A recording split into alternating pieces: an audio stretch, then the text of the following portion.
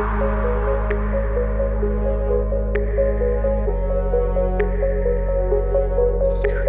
Friends, எல்லாருக்குமே வணக்கம். நம்ம இன்னைக்கு என்ன பார்க்க போறோம்னா, ஓ நம்ம நிஃப்டி இண்டெக்ஸை வீக்லி எப்படி அனலைஸ் பண்ணுறது அப்படிங்கிறத ஒரு அனலைஸ்ன்றா இந்த இடங்கள்ல எல்லாம் வந்தால் நமக்கு சப்போர்ட் கிடைக்குமா, இல்லை இங்கேருந்து மேலே போகுமா அப்படின்னு இல்லை. இந்த இடத்துல வரைக்கும் வந்து ரீட்ரேஸ்மெண்ட் ஆகி மேலே போனால் இன்னி இது இந்த பைங்கிறது இதோட ட்ரெண்ட் வந்து பை சைடில் இருக்குது. இல்லைனா இதுக்கு கீழே போயாச்சுன்னா செல் ட்ரெண்டை மீண்டும் கண்டினியூ பண்ண போகுது மார்க்கெட் அப்படின்ட்டு மார்க்கெட்டோட சென்டிமெண்ட்டை தான் நம்ம ஃபைன் பண்ண போகிறோம். சரிங்களா ஃப்ரெண்ட்ஸ்? அது மட்டும் இல்லாமல் ரொம்ப மஸ்டான ஒன்று, எல்லா பிகினரும் இப்போ எல்லாருமே ஸ்டாக் மார்க்கெட்டில் வருவாங்க. அவங்க படிக்கக்கூடியது என்னென்னா, எப்படி வந்து டிமேட் அக்கௌண்ட்டில் ட்ரேட் எடுக்கிறது அதுதான் படிக்கிறாங்க. இப்போ ஃபஸ்ட்டு ஒரு பிகினராக வரவங்க முதல்ல ஆல்மோஸ்ட் வெறும் என்ன பண்ணுவாங்கன்னா, இந்த க்ரோங்கிற அப்ளிகேஷனை தான் ஓப்பன் பண்ணுவாங்க. நானும் க்ரோவில் தான் ட்ரேட் பண்ணேன் பிகினிங் டைம். சரிங்களா ஃப்ரெண்ட்ஸ்? அப்போது நமக்கு என்ன தோணுன்னா, ஓகே இது எங்கே பை, எங்கே செல், எப்படி பை பண்ணுறது, எப்படி செல் பண்ணுறது, எப்படி ஆப்ஷன் செயினை கிளிக் பண்ணுறது, அதில் எப்படி பை பண்ணுறது, எப்படி வந்து செல் பண்ணுறதை மட்டும்தான் நம்ம படிக்க போகிறோம். ஆனால் கண்டிப்பாக அதில் படிக்க வேண்டியது, முதல்ல படிக்க வேண்டியது சார்ட்டை எப்படி நம்ம ரீட் பண்ணுறோம். இங்கே தான் இருக்குது மணி. ஓகேங்களா? அல்லாமல் டிமேட் அக்கௌண்ட்டில் பை செல்ல எல்லாம் இருக்குது மணி.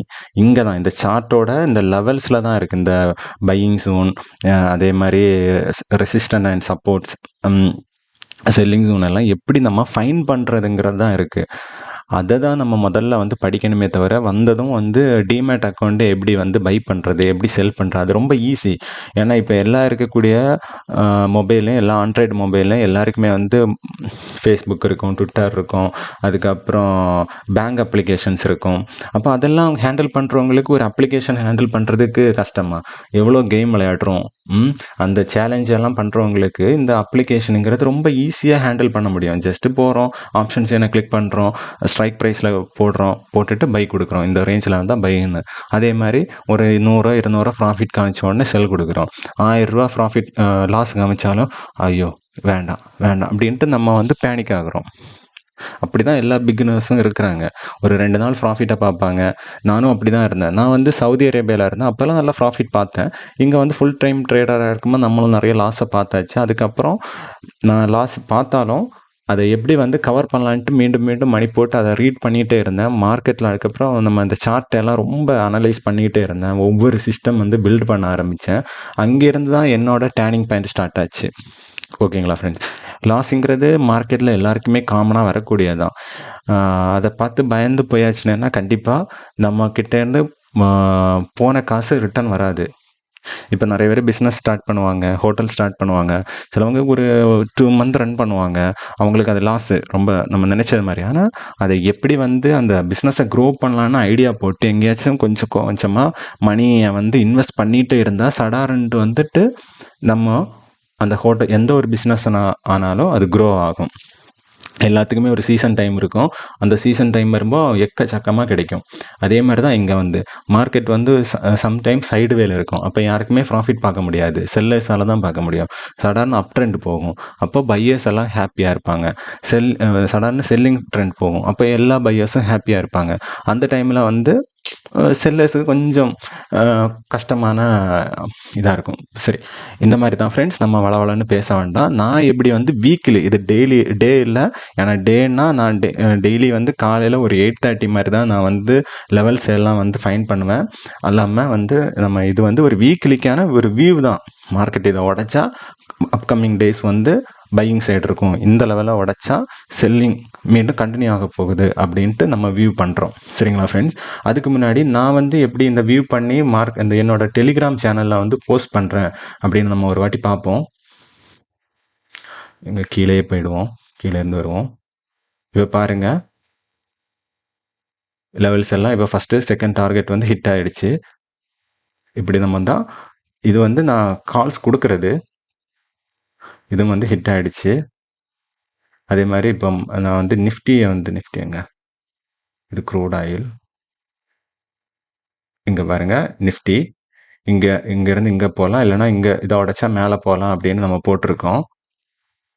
மேலே போயிடுச்சு, நல்ல ஒரு அப் ட்ரெண்ட் கொடுத்துருக்கு.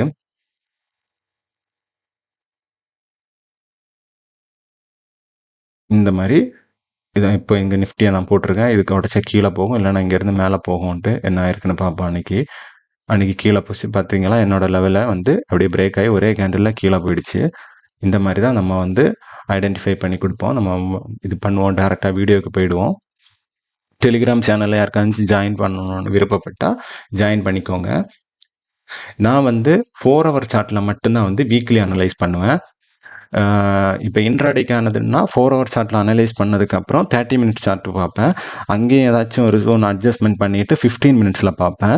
15 மினிட்ஸில் பார்த்ததுக்கப்புறம் 3 மினிட்ஸில் வந்து ட்ரேட் எடுப்பேன். இதுதான் என்னோட டெய்லி. ஆனால் அது இப்போ பண்ண முடியாது. ஏன்னா நாளைக்கு மார்க்கெட் வந்து எப்படி கேப் அப்பில் ஓப்பன் ஆகுதா, கேப் டவுனில் ஓப்பன் ஆகுதா, வேர்ல்டு மார்க்கெட் எல்லாம் அந்த ஏன்னா இந்த சாங்காய், அதுக்கப்புறம் ஜப்பான் மார்க்கெட் எல்லாம் ஓப்பன் ஆனதுக்கு அப்புறம் தான் நமக்கு ஒரு க்ளூ கிடைக்கும், மார்க்கெட்டில் இன்றைக்கி எப்படி வந்து ஃபோக்கஸ் பண்ணலான்ட்டு. அப்போ நம்ம வந்து ட்ரா பண்ணுறது தான் ஒரு இது வந்து எனக்கு நோட்ஸ் எடுக்கிறதுக்கு மட்டும்தான் நான் இதை பயன்படுத்துவேன்.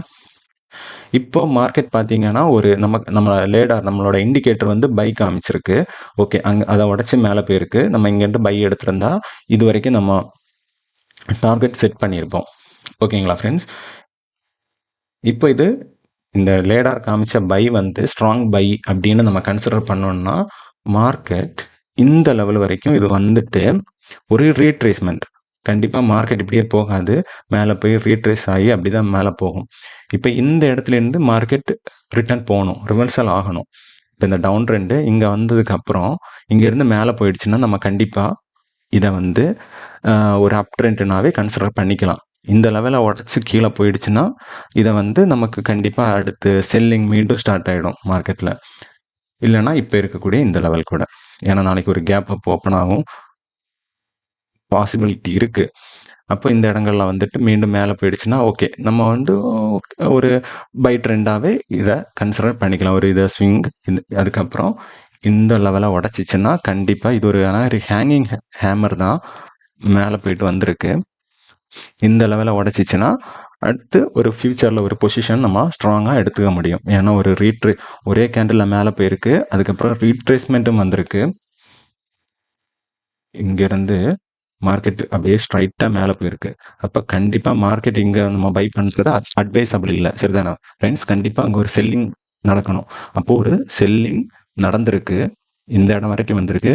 இங்கேயும் மேலே போகலாம், இல்லை இந்த இடத்துல வந்துட்டோம் மேலே போய் இந்த லெவலை உடச்சிச்சுன்னா நம்ம அதுக்கப்புறம் இப்படி போகிறதுக்கான வாய்ப்பு இருக்கும். அப்போ நம்ம இந்த லெவல் வரைக்கும் கூட ஒரு 600லேருந்து 800 வரைக்கும் ஹோல்டு பண்ணலாம் மார்க்கெட்டில் ஃப்யூச்சரில் பொசிஷன் எடுக்கிறவங்களுக்கு.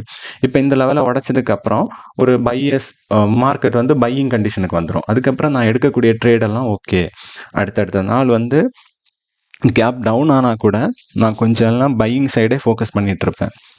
இன்கேஸ் இந்த லெவலை உடச்சதுக்கப்புறம் மார்க்கெட் வந்து கேப் அப்பில் ஓப்பன் ஆனால் கூட நான் கொஞ்சம் எல்லாம் செல்லிங் சைடையும் ஃபோக்கஸ் பண்ணிகிட்டே இருப்பேன். ஏன்னா மார்க்கெட்டில் பையிங் சைடுக்கான பவர் இல்லை, ஏன்னா செல்லிங் சைடு வந்து டிகர் ஆகிடுச்சு. அப்போது மார்க்கெட் வந்து வேர்ல்டு மார்க்கெட்டை பார்த்து அது கேப் அப்பில் ஓப்பன் ஆகலாம். ஆனால் நம்ம மார்க்கெட் எங்கே இருக்குது? செல்லிங் சைடில் இருக்குது. அப்போ செல்லிங் தான் ஆகும். அந்த மாதிரி நம்ம வந்து ஃபோக்கஸ் பண்ணுவோம். இன்கேஸ் இது இப்போ பையிங் சைடுக்குன்னா ஒரு ஃபோக்கஸ், இந்த லெவலை உடச்சா நம்ம பை எடுத்துருவோம். ஓகேங்களா?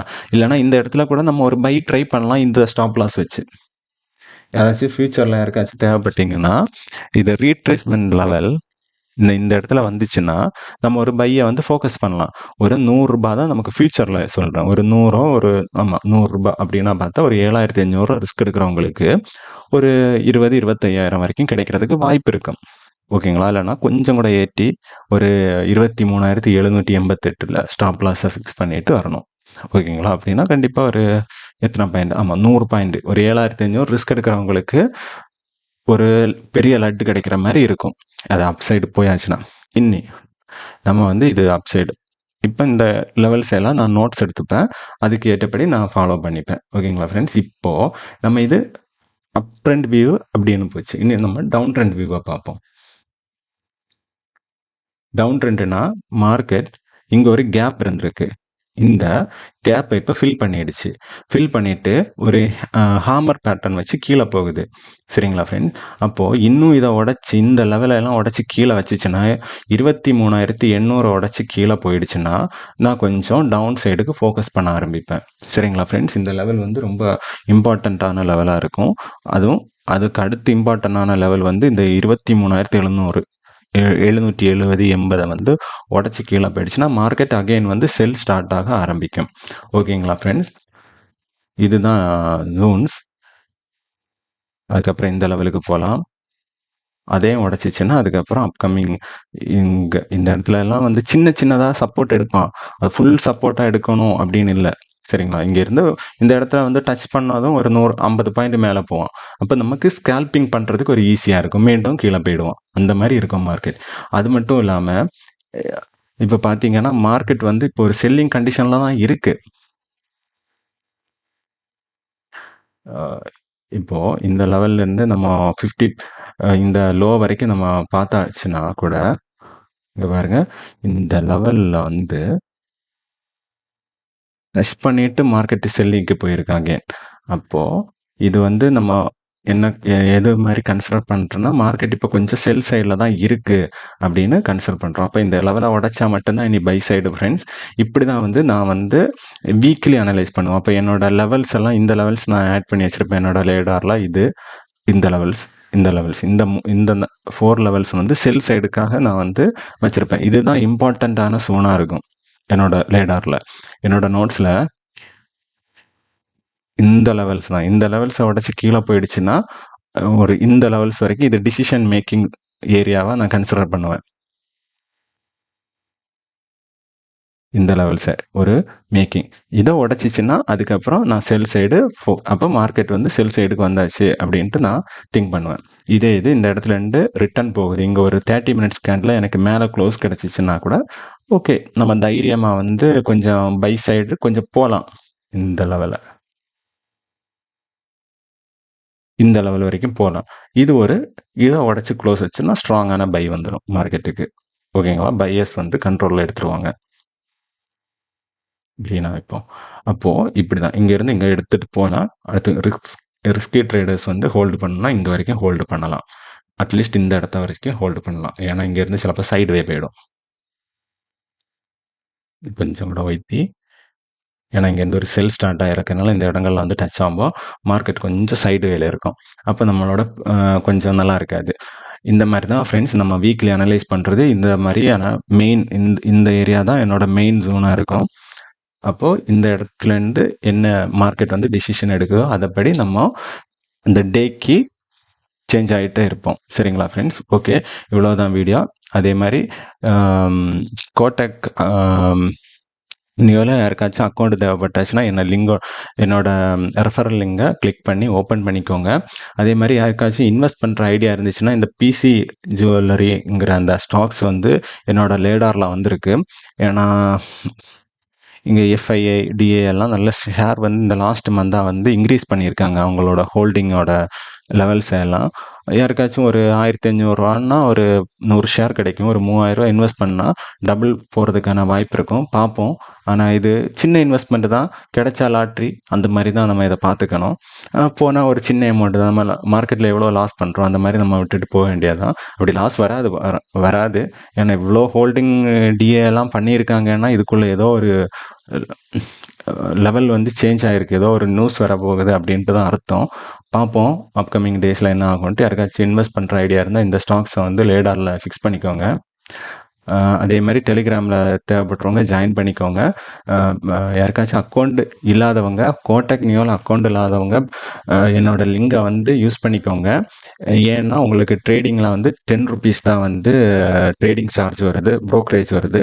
அது மட்டும் இல்லாமல் என்னோட லிங்கை யூஸ் பண்ணால் உங்களுக்கு சின்ன சின்ன ஒரு அந்த சார்ஜஸில் வந்து சின்ன டிஸ்கவுண்ட் இப்போ கொடுக்குறாங்க. சரிங்களா ஃப்ரெண்ட்ஸ்? அதனால் யாருக்காச்சும் தேவைப்படுறவங்க யூஸ் பண்ணிக்கோங்க. நான் டெலிகிராம்லேயே வந்து பின் பண்ணுறேன். ஓகே ஃப்ரெண்ட்ஸ், அவ்வளோதான். அதே மாதிரி எங்கிட்ட வந்து கொஞ்சம் எக்ஸல் சீட்டெல்லாம் இருக்குது. தேவைப்படுறவங்க வந்து அதையும் யூஸ் பண்ணிக்கோங்க. என்னோடய காண்டாக்டை வந்து நான் வந்து என்னோடய சேனல்லையும் கொடுத்துருக்கேன். நீங்கள் எனக்கு கால் பண்ணி கிடைக்கல அப்படின்னு பார்த்தீங்கன்னா கண்டிப்பாக எனக்கு சேட் பண்ணுங்கள். வாட்ஸ்அப்லேயும் நான் அவைலபிளாக இருப்பேன். டெலிகிராம்லேயும் எப்போவுமே அவைலபிளாக தான் நான் இருப்பேன். உங்களுக்கு கண்டிப்பாக ரிப்ளை கொடுப்பேன். நிறைய பேர் கூட பேசிகிட்டு தான் இருக்கிறேன். நம்ம பிகினர்ஸ் வந்து எங்கிட்ட கண்டிப்பாக பேசலாம். பேசுகிறவங்கக்கிட்ட நான் கண்டிப்பாக அதுக்கான ரெஸ்பான்ஸ் கொடுப்பேன். நானும் லாஸ் பண்ணி தான் ஒரு நம்ம சிஸ்டமை வந்து பில்டு பண்ணி இங்கே கொண்டு வந்திருக்கிறோம். ஒன்றும் ஒரி பண்ணிக்க வேண்டாம். ஓகேங்களா ஃப்ரெண்ட்ஸ்? ஓகே.